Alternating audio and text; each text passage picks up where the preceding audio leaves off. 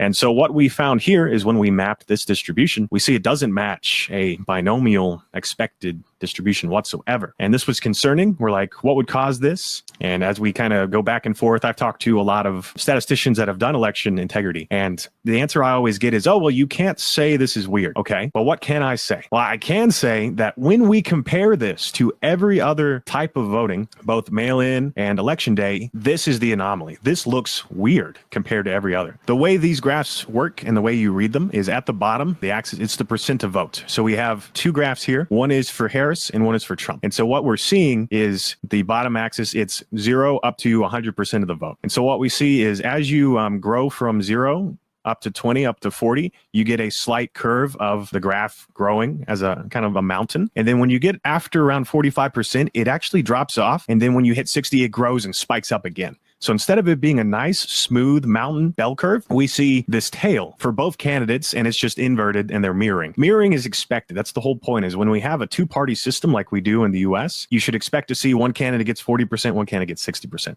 So it'll mirror. In this case, what you're describing, and you can see this, the bottom graph, that tailing is this spike from Trump votes. Is that right? Yes, and what's concerning here is when you're winning, the further right, the more percentage, the more votes you get. So if there was manipulation, and this distribution shows concerns of manipulation or some anomaly, it would show in this case that Trump is benefiting from that anomaly, or whatever's happening is impacting Harris's vote.